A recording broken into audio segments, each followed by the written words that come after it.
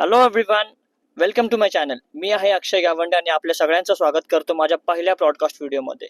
आणि आज आपल्यासोबत जी व्यक्ती जोडली जाणार आहे त्या व्यक्तीबद्दल सांगायचं झालं, कोणासाठी दादा, कोणासाठी भाई, कोणासाठी भाऊ तर कोणासाठी सर, अशा विभिन्न प्रकारच्या भूमिकेमध्ये नटलेली ही व्यक्ती कधी ऑर्गनायझर म्हणून समोर येते, कधी सेलिब्रिटी म्हणून समोर येते, तर कधी वेळ पडली तर प्रोफेसर म्हणून समोर येते. अशा व्यक्तीसोबत मी इंट्रोड्यूस करून देणार तुम्हाला खोपोलीतील युवा सेना शहर प्रमुख आणि none other than Khopoli youth festival organiser, founder since 2004. आता एवढं सगळं बोलल्यानंतर तुम्हाला कळलं असेल मला कोणाबद्दल बोलायचंय. None other than Mukesh Rupawate. दादा, तुम्हाला कसं वाटलं माझ्या इंट्रो बद्दल? हा जो काही इंट्रो दिला मी तुम्हाला, त्याबद्दल कसं वाटतंय? नक्कीच अक्षय, खूप छान इंट्रो दिलायस. आणि सगळ्यात महत्वाची गोष्ट की मला तुझ्या पहिल्या पॉडकास्ट मध्ये तू सेलिब्रिटी गेस्ट किंवा तुझा एक आदर्श दादा म्हणून इन्व्हाइट केलं, त्याबद्दल मी तुझं कौतुक करेलच. आणि तुझ्या मी इंट्रोडक्शन मध्ये बघितलं, तू सांगितलं कोणासाठी सर, कोणासाठी दादा, कोणासाठी प्रोफेसर, तो कोणासाठी विद्यार्थी सेना प्रमुख. नक्कीच अशा विविध भूमिका राबवत असताना मला खरंच खूप आनंद वाटतो. आणि महत्वाची गोष्ट, कॉलेजवरती शिकवायला असल्यामुळे म्हणजे विद्यार्थ्यांसाठी सर झालो. आणि फॅशन इंडस्ट्रीमध्ये आल्यानंतर मी मुलांसाठी सर झालो. आणि त्यानंतर मी मागच्या 1 वर्षापासून शिवसेनेचं काम करत आहे आणि खरंच विद्यार्थ्यांना न्याय देण्याचा प्रयत्न करत आहे. तर त्यांच्यासाठी मी खोपोली शहर प्रमुख विद्यार्थी सेना कॉलेज कक्ष म्हणून ओळखला जातो. पण नक्की या सगळ्या भूमिका ज्यावेळेस मी करत असतो आणि त्या भूमिकांमध्ये कळत नकळत मला खरंच आनंद येत असतो आणि म्हणूनच मी ते काम करत असतो. धन्यवाद. दादा, तुम्हाला एक प्रश्न पडला असेल की अक्षयने हा प्रश्न का विचारला. इव्हन माझ्या व्ह्युअर्सला सुद्धा असा प्रश्न पडला. त्याच्या मागची कहाणी तुम्हाला सांगेल दादा. याच्या 2 वर्षा पहिले ना आपण एका शो मध्ये गेस्ट होतात आणि मी तिथे ऍज अ अँकर परफॉर्म करत होतो. तर त्यावेळेस काय झालं, जे कोणी गेस्ट येणार होते 4-5 जण ना, त्यांच्याबद्दल ऑलरेडी मला माहिती होतं. सो आपण प्रिपेअर करतो दादा त्याच्याबद्दल की हे येणार आहे तर यांच्याबद्दल काय बोलायचंय. बट तुमचा शेड्यूल कुठेतरी बिझी होता, तुम्ही येणार की नाही त्याच्यामध्ये थोडी शंका होती. आणि ऐन टायमाला तुमचं नाव आलं की मुकेश रुपवंतेंचा इंट्रो द्यायचंय आणि माझं फंबल झालं त्यावेळेस की आता काय बोलू दादाबद्दल. मला तितका असा अभ्यास नव्हता आणि तितकं असं मी प्रिपरेशन केलं पण नव्हतं, म्हणून तो इंट्रो माझा फ्लॉप गेला. आणि आजचा इंट्रो जो आहे तो मी जान लावून बनवलेला. त्याच्या मागचं कारण हे होतं. नाही अक्षय, तू खरंच एक चांगला अँकर आहे. कारण मला आठवतंय की मी 2 इव्हेंट्स तुझ्या बरोबर केलेले. तू एक बोलतोयस पण मला 2 आठवतात, ज्या ठिकाणी तू अँकर म्हणून होतास आणि मी कधी सेलिब्रिटी गेस्ट किंवा मी को अँकर म्हणून पण तुझ्यावर काम केलेलं आहे. आणि तुझ्याबद्दल बोलायचं तर कौतुक कमीच आहे. कारण असा मुलगा की जो खरंच त्याला आयुष्यामध्ये काहीतरी करायचं आहे. आणि पहिल्यांदाच माझ्या खोपोली युथ फेस्टिवलच्या तू मंचावरती आलास आणि तू, मला एक गोष्ट आठवते की तू कधी खोपोली युथ फेस्टिवल पाहिलं पण नाही असं तू मला बोलला होतास.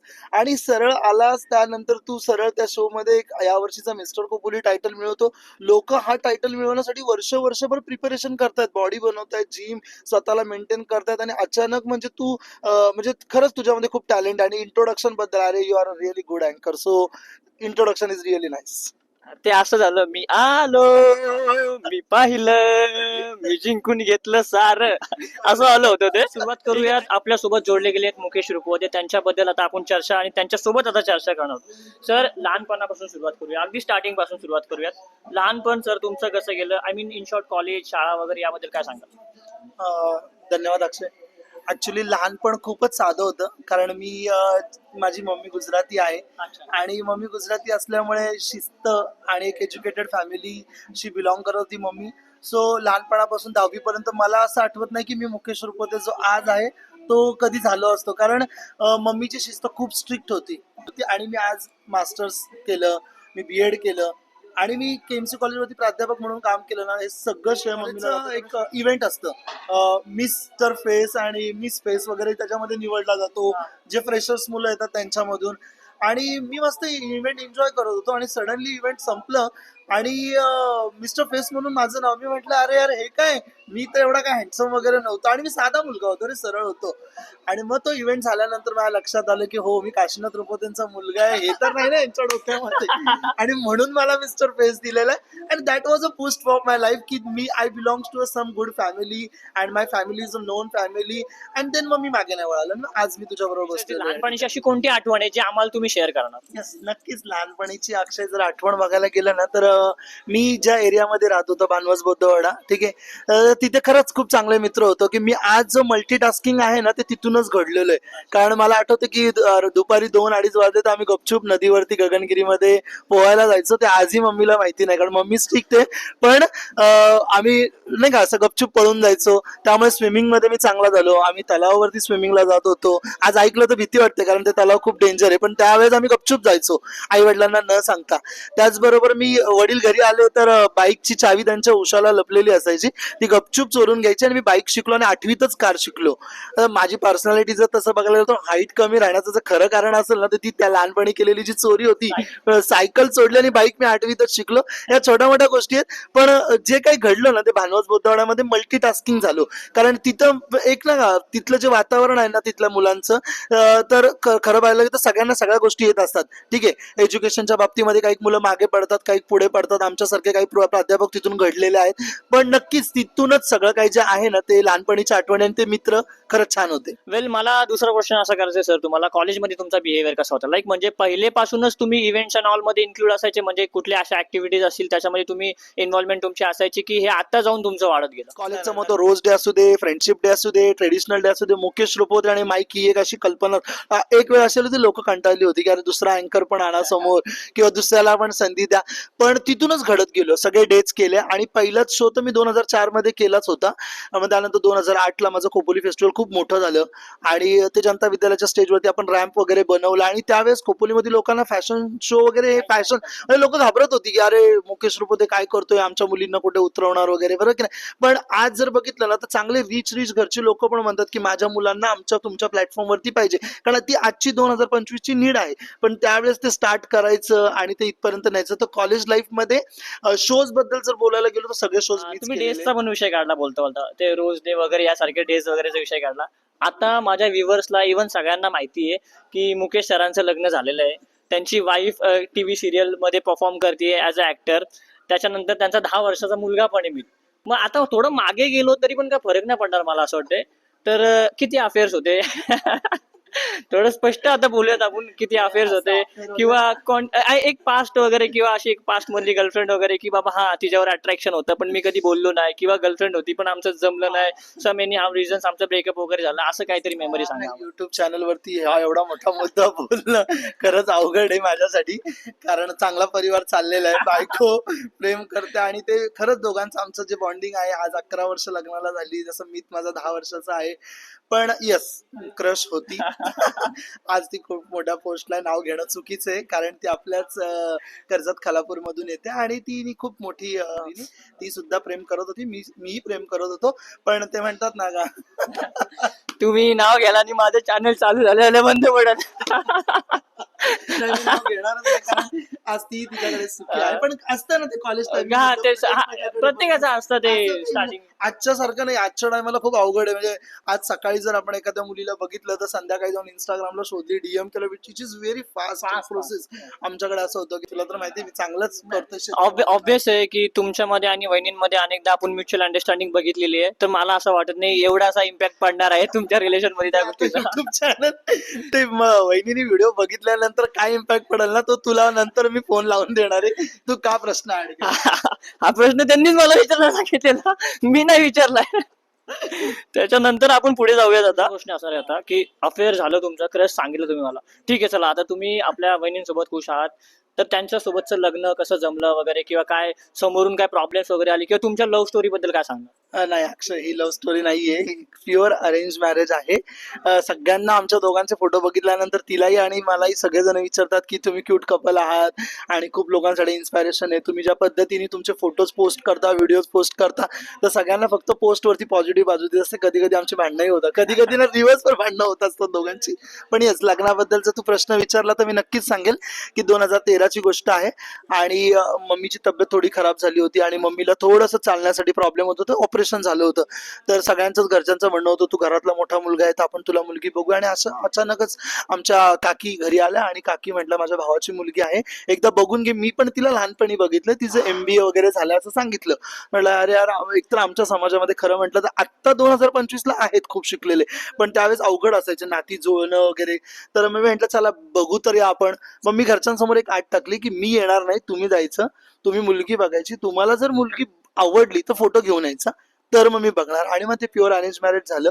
आणि तसं बघायला गेलं तर आमच्या काकीच्या भावाची मुलगी आहे, तर नात्यातच आहे. आणि मग नंतर मुलगी बघितली, नंतर मी तिला फेसबुकवरती थोडंसं सर्च केलं, कारण आपल्याला माहिती आहे फेसबुक आणि इकडे लगेच शोधायच्या मुली सवय असते ना मुलांना. तर मी फेसबुकवरती सर्च केलं आणि अरे मी म्हटलं वाव, अरे तिचे फोटोज वगैरे बघितले, कारण ती मराठी सेलिब्रिटी होती, हे मला नव्हतं माहिती. मला फक्त एवढं सांगितलं होतं की तिचं MBA झालेलं आहे. म्हटलं चला ठीक आहे बघूया आपण. आणि मग ती फेसबुकचं प्रोफाईल तिची चेक केली आणि तिचे ते फोटो पाहिले. म्हटलं अरे ही तर मराठी सिरियल्सला काम करते, चलो मुकेश तेरी तो लाईफ बन गई. आणि मग मी नंतर होकार द्यायचं ठरवलं. पण एक महत्वाची गोष्ट आहे की माझ्या सगळ्या प्रोग्रेसमध्ये माझ्या समर्थ, मी बैठकीला जातो, समर्थांचं खूप साथ आहे.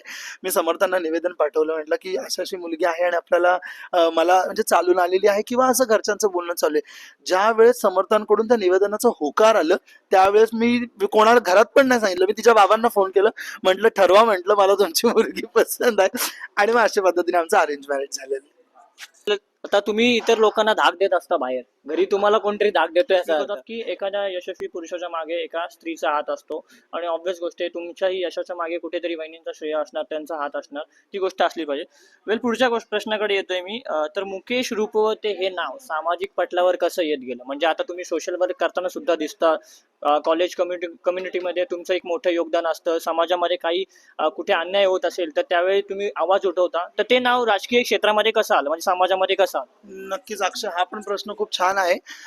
अनेक लोकांना राजकीय वारसा नसतो, पण समर्थांची कृपा आहे की मला राजकीय वारसा होता. वडील दलित पॅन्थर सारख्या मोठ्या संघटनेमध्ये, जी आमच्या समाजाची, बौद्ध समाजाची संघटना आहे, त्याच्यात ती खूप अग्रेसिव्ह कार्यकर्ते होते. नंतर रिपब्लिकन पार्टी ऑफ इंडियामध्ये सुद्धा वडिलांनी काम केलं. घरातूनच ते बाळकडू आपण म्हणतो त्या पद्धतीने शिकत गेलो होतो. पण जसं मी सांगितलं की मी शाय मुलगा होतो, शांत मुलगा होतो, कॉलेजमध्ये घडलो. आणि कॉलेजचं 2009चं इलेक्शन हे माझ्या आयुष्यातलं टर्निंग पॉईंट होतं, कारण बिनविरोध इलेक्शन जिंकलो. आणि दुसऱ्या दिवशी न्यूजपेपरमध्ये ओपोली KMC कॉलेजमध्ये बिनविरोध मुकेश रूपवते यांची निवड, म्हणजे ते प्राऊड मुवमेंट होतं ना. आणि मग ते इव्हेंट्स करत गेलो. मग इव्हेंट्स करत असताना मग विविध क्षेत्रातले सामाजिक, आर्थिक, राजकीय क्षेत्रातल्या लोकांबरोबर माझे कॉन्टॅक्ट येत गेले. पण प्राध्यापक असल्यामुळे कधीच कुठलं राजकीय पद घेता नाही आलं. म्हणून मग मी माझ्या रिप्रेझेंटेटिव्ह म्हणून मी सोनियाला 2000 मला वाटतं काहीतरी 15 साली रिपब्लिकन पार्टी ऑफ इंडियाची खोपोली शहर महिला आघाडी प्रमुख म्हणून तिची निवड झाली. आणि एक छुपा जर तिच्या मागं कोणी होतं तर मीच होतो. ते फक्त नाव होतं, पण काम सगळं सोनियाच्या मार्फत चालत होतं. 2016 मध्ये आमदार साहेबांचं तुम्हाला सगळ्यांना माहिती, खूप माझ्यावर आणि सोनियावर, आमच्या दोघांवरती खूप प्रेम करतात ते, म्हणजे आम्हाला लक्ष्मीनारायणाचा जोडा बोलतात. तर आमदार साहेबांनी तिला छान मला एक फोन केला सकाळ सकाळ की मुकेश जा आणि सकाळ पेपर वगैरे घेऊन ये. सकाळ पुढारी 2-3 पेपरचे नाव सांगितलं. म्हटलं काय झालं साहेब, तुम्ही एवढा सकाळ सकाळ 8:30ला फोन केलाय? अरे तू जा, तुझ्यासाठी सरप्राईज आहे. आणि मी तो न्यूजपेपर आणला आणि बघतोय तर माझ्या बायकोची शिवसेना खालापूर तालुका पदी निवड. अरे बापरे, खूप मोठी गोष्ट आहे. म्हणजे इलेक्शन जिंकली नव्हती, जस्ट इलेक्शन हरली होती, कारण 100-150 मतांनी. आणि हार जीत असते, तिचं पहिला अटेम्प्ट होता आमचं. खरं पाहायला गेलं तर संदीप पाटील जे शहर प्रमुख आहेत, माझे खूप चांगले मित्र आहेत, म्हणजे माझा भाऊच येतो. आणि पाटलांबरोबर आणखी एक पाटील आहेत, आमचे पंकज पाटील आहेत, विधानसभा प्रमुख आहेत कर्जतचे. खूप म्हणजे खूप हेल्पफुल माणूस. तर त्या माणसाने मला रात्रीचा फोन केला, अरे मुकेश सर किती दिवस लपून काम करणार, समाजासमोर यायला पाहिजे. आणि प्राध्यापक पद पण मी सोडलं होतं, कारण मला आता प्राध्यापक म्हणून काम करायचं नव्हतं, मला राजकीय जीवन स्टार्ट करायचं होतं. तर मग मी पंकज भाऊंना म्हटलं ठीक आहे, मी विचार करतो, अजूनही माझं काही फिक्स नाही. नाही नाही, तुम्ही विचार वगैरे काही करायचं नाही, उद्या खासदार साहेब येणार आहेत आणि त्यांच्या हस्ते तुम्हाला त्या ठिकाणी पत्रक भेटेल. मला विद्यार्थ्यांची कामं करायला खूप आवडतात, कारण मी विद्यार्थ्यांमध्ये राहिलोय ना. तर मग विद्यार्थ्यांसाठी कसं काम करता येईल. मग 2000 आता ह्या एप्रिलमध्ये मी पहिलाच मुद्दा जर बघितला जून मध्ये, तर बस स्टॉपचा मांडला. खोपोली पोलीस स्टेशन लगत एक बस स्टॉप आहे विद्यार्थ्यांसाठी, ते पूर्ण पडकळीस आलं होतं. आणि त्याचा मी ते मुद्दा उचलला. आणि आज जर अक्षय तुम्ही किंवा तुमच्या व्ह्युअर्सनी जरी जाऊन बघितलं ना, तर तो नगरपालिकेमार्फत बस स्टॉप झाला. आणि मला जाताना आनंद वाटतो की मी माझ्या बायकोला पण सांगतो, सोनिया काच खाली घेतो आणि बोलतो, सोनिया आपण हा बस स्टॉप करून दिला. भले माझा मी तिथे बसणार नाही किंवा मी जाऊन तिथे बसणार नाही, पण ह्या कर्जत खालापूर मधून आलेले भरपूर विद्यार्थी आहेत ना, पावसाळ्यामध्ये त्या छताखाली बसणार आहेत. आणि ते कुठेतरी कळत नकळत मला आशीर्वाद. आता मला असं वाटतं की मी युवा सेनेमध्ये भविष्यामध्ये काम करावं, ही माझी इच्छा आहे. आणि मी ही इच्छा नक्कीच तुझ्या चॅनल मार्फत आमदार साहेबांपर्यंत पोहोचवेल आणि युवकांसाठी म्हणजे विद्यार्थ्यांसाठी काम केलं, पण आता युवा सेनेमार्फत काम करण्याची मी मनामध्ये इच्छा ठेवलेली आणि नक्कीच थोड्या दिवसामध्ये आपण युवा सेनेकडे वळू. पुढचा प्रश्न असा असणार आहे, खोपोलीला आणि खोपोलीकरांना पाहण्याचा तुमचा दृष्टिकोन कसा असणार आहे? म्हणजे अनेकदा आपण बघतो खोपोली हे शांत शहर आहे, फॅशन इन्फ्लुएन्सर आणि एक सोशल वर्कर. नक्कीच अक्षय, खूप छान क्वेश्चन आहे. खोपोली जर आपण भानवतच्या त्या डोकापासून बघितलं तर झनीच्या डोकापर्यंत आणि वरची खोपोली पासून बघितलं तर खालची खोपोली, संध्याकाळी राऊंड मारताना खोपोली 5 ते 7 मिनिटांमध्ये संपून जाते. आणि जसं तू तुझ्या इंट्रोडक्शन मध्ये सांगितलं की खोपोलीमध्ये काही भांडण तंटा नसतो, शांत असतं. इथला खोपोलीचा स्वभावच असा आहे की प्रत्येक जण प्रत्येकाला ओळखतोय, कारण एक लिमिटेड काय म्हणतो आपण लोकसंख्या असलेली ही शहर आहे आणि या शहराचं वातावरण खरंच खूप चांगलं आहे. पण बदलायला पाहिजे. कारण काय बदलायला पाहिजे तर लोकांनी आता आपली मानसिकता बदलायला पाहिजे. कारण आता ज्या पद्धतीने तुम्ही रील स्टार्स बघत आहात, ज्या पद्धतीने तुम्ही टीव्ही सिरियल्स बघत आहात, तर दिल्ली, हरियाणा आणि लांब लांब कडून येणारी मुलं ही आज बॉलिवूडमध्ये काम करत आहेत, मराठी सिरियल्स मध्ये काम करत आहेत. पण प्रॉब्लेम काय होतो, खोपोली पासून अंधेरी किंवा मालाड ज्या ठिकाणी शूटिंग्स होतात त्या फक्त 80 किलोमीटर वरती आहेत. सकाळी 6च्या ट्रेनला जरी बसलात ना तुम्ही, तरी तुम्ही संध्याकाळी शूट करून घरी येऊ शकताय. तर यंग मुलं जी आहेत ना, त्यांनी खरं त्या बॉलिवूडकडे प्रयत्न करायला पाहिजे, कारण यातली खूप मोठी उदाहरणं आहेत. आणि ती ती नावं आज सेलिब्रिटी म्हणून आपल्या शाळांमध्ये गेस्ट येतात. माधवी निमकर, 100%. ज्या वेळेस ती मुलगी खोपोलीमध्ये डान्स करत होती त्यावेळेस लोकांनी नावं ठेवली तिला की अरे अशी आहे तशी आहे, पण आज तिलाच तुम्ही गेस्ट म्हणून बोलवताय. मी लोकांना नावं ठेवत नाही, मी लोकांना मानसिकता बदलायला सांगतोय. जर तुमचा मुलगा रील्स बनवत असेल ना, तर नक्कीच अभ्यास करायला पाहिजे, ग्रॅज्युएशन करायला पाहिजे, नोकरी करायला पाहिजे, पण भावल्या वेळामध्ये त्याने रील बघण्यापेक्षा बनवला ना तर भविष्यामधला तो स्टार असेल. जर आज तुम्ही बिग बॉस बघितलं तर बिग बॉस मध्ये सूरज नावाचा जो मुलगा आहे, त्याच्या सुरुवातीला रील्स कोणाला आवडले नसतील, म्हणजे जर तुम्ही कमेंट पाहिले खाली, पण आज तो बिग बॉसचा विनर आहे. आज त्याला महाराष्ट्रामध्ये ओळखलं जातं. तर खोपोलीतल्या मुलांनी, खोपोलीतल्या मुलींनी आपल्यापासून जी मराठी इंडस्ट्री आणि बॉलिवूड इंडस्ट्री 70 ते 80 किलोमीटर वरती आहे ना, त्याच्यावरती आपली मक्तेदारी करायला पाहिजे, जायला पाहिजे. मार्गदर्शन पाहिजे असेल तर मुकेश रुपवते आहेत, माधवीताई आहेत, 100%. खोपोलीमध्ये आणखी भरपूर मोठी नावं आहेत. मी ती नावं तुम्हाला देईल. आता चॅनलच्या मार्फत आपण प्रत्येकाची नावं घेऊ शकत नाही, बरोबर की नाही, पण आपल्या मुलांनी त्या ठिकाणी प्रयत्न करायला पाहिजेत. खूप मोठी इंडस्ट्री आहे. आपल्या मुलांना द्यायचे, चला बाबा भूषण स्टील, उत्तम स्टील जवळच्या कंपन्यांमध्ये 10,000 15,000ची नोकरी करायची आणि खुशी राहायचं. ठीक आहे, स्ट्रगल आहे अक्षय, जसं आता मी बघतो तूही स्ट्रगल करतोयस. आज पॉडकास्ट चॅनल चालवायचं म्हणजे जॉबवरून सुट्टी घ्यायचं आणि त्यानंतर हे सगळं करायचं, या सगळ्यांना कष्ट आहेत रे. पण म्हणतात ना की कष्टाचं फळ चांगलं असतं आणि सबर का फल मिठा रहता है, असं आपण मग तसे सबर करा. तुम्हाला मार्गदर्शन पाहिजे, मुकेश रुपवते सारखी टीम आहे, माधवी निमकर सारख्या लोकांबरोबर तुम्ही संपर्क साधू शकता. इतर कलाकार आहेत शहरामध्ये. आणि माझी वाईफ सोनिया, जिने 8 ते 9 वर्ष टीव्ही सिरियल्स मध्ये, टीव्ही मूवीज मध्ये आणि वेगवेगळ्या चॅनल्स वरती तिने काम केलंय. तुम्ही कधी या ना, तुम्हाला मार्गदर्शन करू. पण जसं तू विचारलं की खोपोलीकरांना काय, तर खोपोलीकरांना मी सांगेल की पालकांनी, त्यांच्या आई वडिलांनी त्यांची मानसिकता बदलायला पाहिजे. 9 ते 5च्या जॉब मधून मुलांना जर टॅलेंट असेल, मग ते डान्सचं असू दे, सिंगिंग असू दे, फॅशन शोचं असू दे किंवा नाटकामधलं असू दे, एकांकिकामधलं असू दे, तर त्यांना तुम्ही प्रोत्साहन दिलं पाहिजे. आणि तुम्ही मुंबई खूप जवळ आहे, म्हणजे दिल्ली हरियाणाकडून येऊन जर मुलं करिअर करत असतील तर आपल्या मुलांना तर सुंदर आहेत रे मुलं, खूप हँडसम आहेत, मुली चांगल्या आहेत दिसायला, टॅलेंट आहे. आज खोपोलीतल्या मुलांचे जर व्ह्यूअर्स बघितले इंस्टाग्राम मध्ये तर कितीतरी केज मध्ये गेलेले आहेत त्यांचे. पण आपण त्यांची रिस्पेक्ट नाही करत. त्यांच्याबरोबर फोटो काढण्यासाठी लोक तडपतात, पण आपल्या बाजूने गेलो तर आपण हसतो, अरे ये क्या कर रहा है, अरे ये कुछ नहीं, ये सही कर रहा है, आज के समय पे इसकी नीड है, जरूरत है, लोगों को ये चीज चाहिए.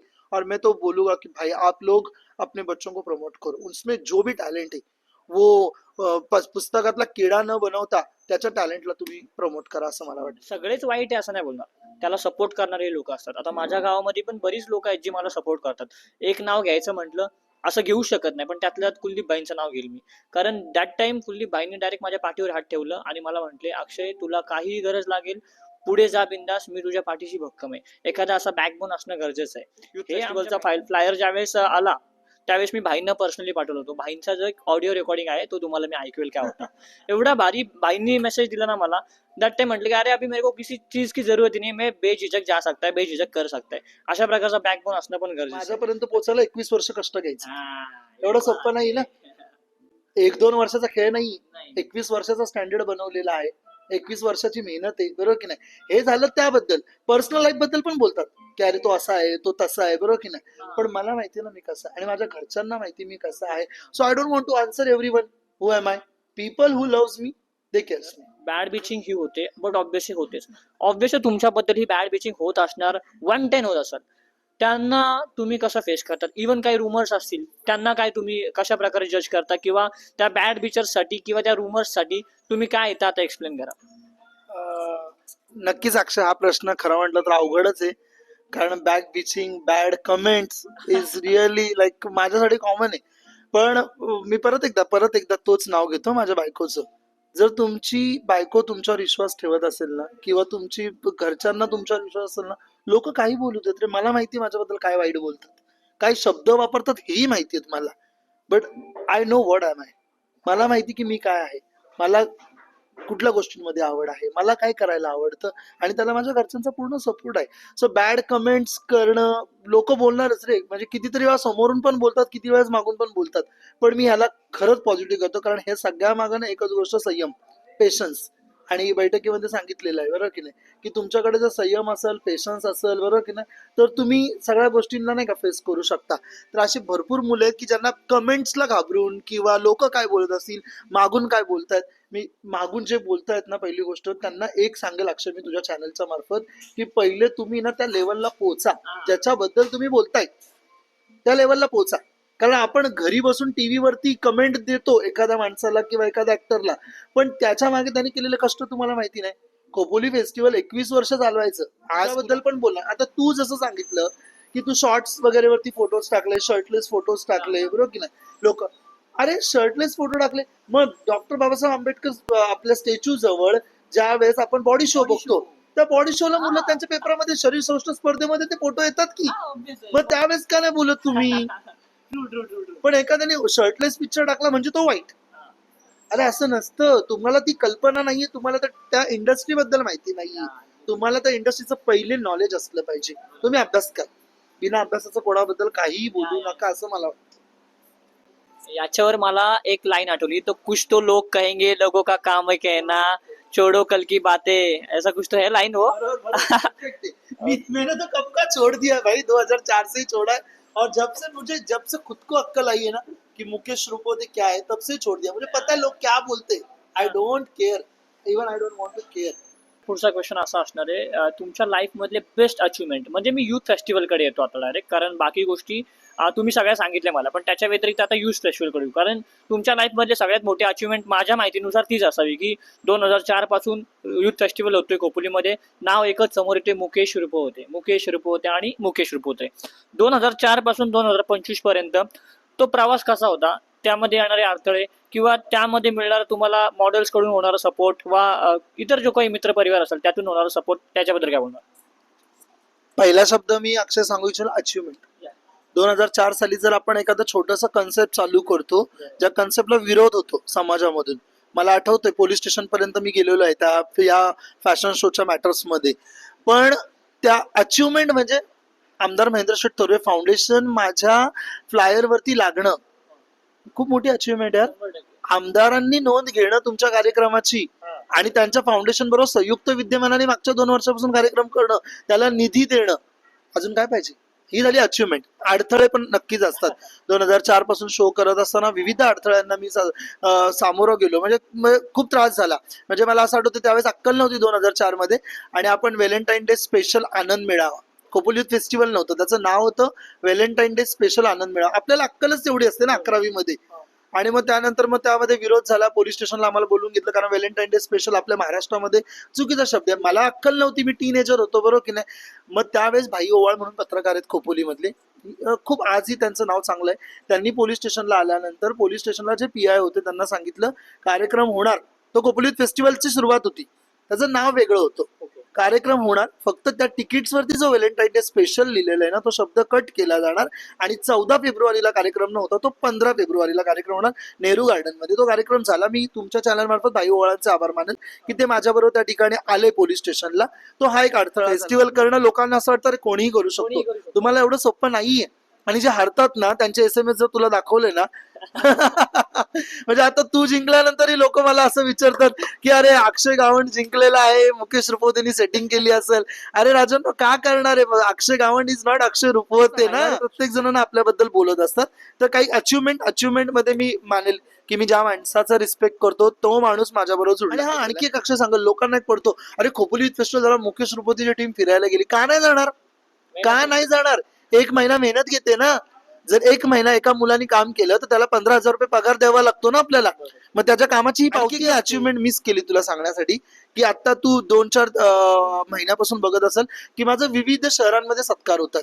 पुण्यामध्ये माझा सत्कार झाला, काल मुंबईमध्ये सत्कार झाला, ठाण्यामध्ये झाला. आणि ते जे सत्कार करणारी लोक लहान मोठी नाहीयेत, ते मोठ्या मोठ्या स्टार प्लस आणि ह्याच्यासाठी काम करत आहेत, स्टार मूवी आपल्या चॅनल्स वरती काम करतात. ते लोक माझा सत्कार करतात कारण त्यांना खोपोली फेस्टिवलची नोंद आता मुंबईमध्ये पुण्यामध्ये घ्यायला लागलेली, लेवल वाढलेली आहे. सो ही एक अचिव्हमेंट मी सांगू इच्छितो. जर तुम्हाला ब्लाइंड फोल्ड केलं तर तुम्ही ऍज अ गायडन्स कोणाला चॉईस करणार?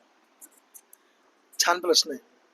आयुष्यामध्ये जाणीव नसते ना त्या प्रश्नाची उत्तर देताना मला असं वाटतं ना की खरंच मी आज तुझ्या चॅनल मार्फत त्या माणसाला सांगेल की मी खरं तुझा विचार करतो. तिला असं वाटतं मी तिचा विचार नाही करत, पण मला जर खरं मार्गदर्शन करा सोनिया रुपवते. जर माझे डोळे बांधले आणि जर मला खरं मार्गदर्शन कोणी करायचं असेल ना तर सोनिया रुपवते हे एकमेव व्यक्ती आहे ना जो मला प्रत्येक, म्हणजे माझी बायको प्रत्येक गोष्टीमध्ये मला गाईड करत असते. तुम्ही हे चुकताय, तुम्ही जोरात बोलताय, तुम्ही थोडा हळू बोला, किंवा तुम्ही असं नका बोलू, किंवा तुम्ही कोणाच्या भावना दुखू नका, प्रत्येक गोष्टीत गाईड करत असते.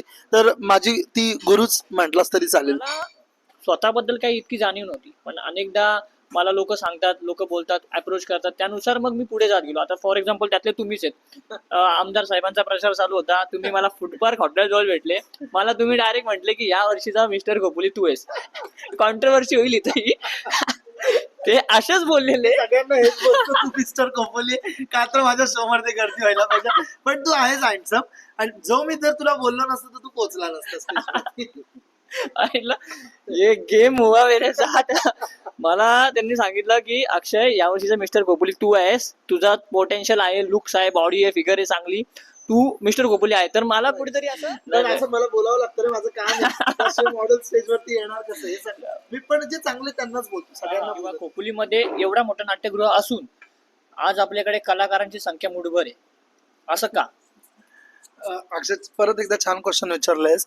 नाट्यगृह आहे, तो नाट्यगृह आमदार साहेबांच्या मार्फत जवळपास 3 का 3.5 करोड रुपयाचा निधी आलेला आहे आणि त्याचं रिन्युएशनचं काम चालू आहे. कोविडमुळे तो थोडा खराब झाला होता. मागचे काही लोक होते ज्यांनी त्याच्यामध्ये भ्रष्टाचार केला, मला त्याबद्दल बोलायचं नाही.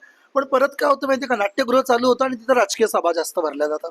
आणि नाट्यगृह आहे ना, तिथं कलाकारांना तुम्ही संधी द्या. म्हणजे तिथे नाटकाचे एकांकिका असू देत, किंवा तुमचे नाटक असू देत, किंवा कल्चरल कार्यक्रम असू द्या, सांस्कृतिक कार्यक्रम होऊ द्यात, तिथे राजकीय कार्यक्रमांना सुरुवात होते. आणि मग त्याची एवढी अमाऊंट ठेवली जाते 35-40 हजार रुपये. मग तो जो कलाकार आहे तो कुठून 35,000 रुपये देणार? जर समजा फॉर एक्झाम्पल अक्षय तू विचार केला की उद्या तुला एखादा संवादाचा काहीतरी कार्यक्रम ठेवायचा आहे, तू देणार का 35,000? अजून तू तेवढं कमवत नाहीस रे. मग हे नगरपालिकेने किंवा आमदार साहेबांच्या मार्फत ह्याचं कुठंतरी कलाकारांना जर नाटक तो सभागृह देताना तुम्ही तर कलाकारांसाठी तो मोफत असला पाहिजे. राजकीय कार्यक्रमांसाठी तुम्ही पैसे घ्या, किंवा फॅमिलीचे बर्थडे असतील, तुमचे फॅमिली इव्हेंट असतील, शाळांच्या गॅदरिंग असतील, त्यांच्याकडनं पैसे घ्या, पण कलाकारांच्या कार्यक्रमांना तुम्ही पैसे घेऊ नका. हे असं माझी मागणी असणार आहे त्या ठिकाणी. चला, छान वाटलं मुकेश रुपवते तुमच्या सोबत बोलून. आज जवळपास आपण एक 4 ते 5 तास सोबत स्पेंड केले. तुम्ही माझ्यासाठी तुमचा बहुमूल्य वेळ दिला, त्याच्यासाठी मी तुमचा क्षतशः आभारी आहे. एक शेवटचा प्रश्न असणार आहे, अक्षय गावंडे बद्दल तुम्हाला काय वाटतं, त्याच्याबद्दल तुम्ही काय सांगणार? आज त्याला 250 लोक ओळखतात इंस्टाग्रामवरची. माझे फॉलोअर 250 लोक मला ओळखतात. आज मुकेश रुपवतेच्या माध्यमातून मला 3-4 हजार लोक मला ओळखतील. तर अक्षय गावंडे बद्दल काय सांगणार तुम्ही? अक्षय, मी आता नाही ओळखते, मला वाटतं 7-8 वर्षांपासून तुला ओळखतोय. तुझी जर्नी मी बघितलेली आहे की तू म्हणजे तुझी बॉडी वगैरे पण त्यावेळेस जिम वगैरे पण तू काही फिजिक्स वगैरे नव्हती तुझी चांगली, पण तू त्यावेळेस सुरुवात केली होतीस तेव्हापासून. आणि मी अँकर म्हणून तुला एका कार्यक्रमामध्ये भेटलो आणि तू मला बोललास, मला आठवते Kunal sir, Sunita madam, rock and dance classes, तिथेही आपण भेटलो होतो. तेव्हा तू म्हटला मला मुकेश सर मार्गदर्शन करा मला तुमच्या बरोबर. पण ते मार्गदर्शनाला 8 वर्ष लागतील असं नव्हतं वाटलं मला. हार्डवर्किंग आहे, तुझा जॉब करतोय आणि त्याबरोबर तुला ह्या क्षेत्रामध्ये स्वतःचं करिअर करायचंय. पण मी एक नक्की सांगेल तुला, जसं तू मगाशी कुलदीपक दादांचं नाव घेतलं, यासारखं व्यक्तिमत्व किंवा तू म्हणजे माझ्यासारख्याचं मार्गदर्शन, आर्थिक दृष्ट्या नाही पण मार्गदर्शन नक्कीच मी तुला करेन, तर तू ग्रो करशील. आणि अक्षयबद्दल मी एवढंच सांगेल की पोलाईट, हार्डवर्किंग आणि खूप जास्त मोठी स्वप्न बघणारा मुलगा आणि ती पूर्ण करण्यासाठी धडपड करणारा मुलगा. Thank you sir. आज मला जेवायची गरज नाही, आज रात्रीचं जेवण मी जेवणार नाहीये. एवढ्या कौतुकानंतर मला असं वाटत नाही मला पुढचे 2 दिवस भूक लागेल. बरं बरं, थँक्यू सो मच. ऐकलं, मला माहितीये की तुम्ही सगळेजण ऐकत असताना काही लोकांच्या चांगल्या रिएक्शन असतील, काही लोकांच्या वाईट रिएक्शन असतील, पण वाईट रिएक्शन वाल्यांसाठी मी आधीच सांगून ठेवतो की पहिले तुम्ही प्रयत्न करा, तुम्ही अशा लेवल्स वगैरे अचीव्ह करा आणि मग नंतर लोकांबद्दल बोला. आम्ही दोघे जर या ठिकाणी तुम्हाला दिसतो, he is also hardworking person, he wanted to start something new, podcast सारखं चॅनल चालू करायचं. मला वाटत नाही अक्षय खोपोलीत आणखी कोणाचे पॉडकास्ट चॅनल आहेत का खोपोलीमध्ये, आणि हे तुझं पहिलं अटेम्प्ट आहे. तर नक्कीच तुम्ही सगळ्यांनी मला ऐकून घेतलात, माझ्या लाईफ बद्दल ऐकलात, आणि कधी तुम्हाला जर माझ्याकडून काही सहकार्य लागलं किंवा शिवसेनेमार्फत आमदार साहेबांकडून काही तुमची कामं पूर्ण करून घ्यायची असतील, तर मी, आमचं कॉलेज कक्ष आणि शिवसेना आणि आमदार साहेब आम्ही सगळेजण तुमच्या बरोबर उभे राहू, असं मी या अक्षयच्या चॅनल मार्फत तुम्हाला सगळ्यांना शाश्वती देतो. धन्यवाद सर. नाव द्या काहीतरी त्या चॅनलला, आणि त्याच्यानंतर ते लाईक, शेअर, सबस्क्राईब, घंटी विंटी ते काय असेल तुम्ही सांगा. नक्की अक्षय, मी नाव आपण थोडंसं स्टडी करायला पाहिजे, कारण एक ते नाव जाणार आहे ते खूप आपल्याला चिरकाल टिकवायचं आहे. ठीक आहे, तर त्याच्याबद्दल मी तुला व्हॉट्सअपवरती नक्कीच सांगेल की अक्षय असं असं आपण नाव ठेवूया. सबस्क्राईब वगैरे करण्यासाठी काय लाईन वापरल्या पाहिजेत. माझा पहिला एपिसोड आहे, आणि जर हा एपिसोड समर्थनच्या कृपेने जर सक्सेस झाला तर भविष्यामध्ये तुला आणखी राजकीय, आर्थिक, सामाजिक, कलाकार क्षेत्रामधील लोकांबरोबर गप्पा मारण्याची संधी भेटेल. पण आपण लवकरच त्याबद्दल बोलूया. धन्यवाद. ते सर, ते लाईक, शेअर, सबस्क्राईब झालं सर, बरं वाटलं. धन्यवाद. मित्रांनो, मी मुकेश रुपवते आणि तुम्ही बघत आहात माझ्याबरोबर अक्षय मिस्टर खोपोली 2025चा. त्याचा पहिला अटेम्प्ट आहे की तो पॉडकास्ट चॅनल करतोय, तर त्याच्या चॅनलवरती हा पहिलाच एपिसोड आहे. आणि माझे ते 3,500 व्ह्युअर्स आहेत ना, ते माझे ट्रू व्ह्युअर्स आहेत, विकत वगैरे घेतलेले नाहीत इंस्टाग्रामचे. मी प्रत्येकाला सांगेल की माझ्यासाठी की तुम्ही त्याच्या चॅनलला सबस्क्राईब करा, लाईक करा आमच्या व्हिडिओला, आणि जास्तीत जास्त लोकांपर्यंत शेअर करा, की जेणेकरून अक्षयने जे स्वप्न बघितलंय खोपोलीमध्ये राहून एक मोठ्या क्षेत्रामध्ये पदार्पण करण्याचं, ते आपल्या सगळ्यांचं, फुल नाही फुलाची पाकळी ही सबस्क्राईब आणि लाईकने होणार आहे. तर आपण सगळ्यांनी मिळून त्याला मदत करूया. थँक्यू. इंस्टाग्रामला पण माझा अकाउंट आहे, इंस्टाग्रामला फॉलो करा तुम्ही मला. जे आता आहे 250. मुकेश सरांचा ब्रॉडकास्ट बघितल्यानंतर मी एक्सपेक्ट करतो कमीत कमी 2,500 होऊ देत. 2,500 नाही, पण नक्की मी प्रयत्न करेल की जास्तीत जास्त लोकांनी अक्षयला प्रेम करा आणि अक्षयच्या चॅनलला सबस्क्राईब करा. Okay, thank you. जोक सपाट. Love you guys. असंच माझ्यासोबत टच मध्ये राहा. Thank you Mukesh sir. यो थोडंसं वाकून हे करायला लागलं आपल्याला वाटतं. थँक्यू सो मच अक्षय.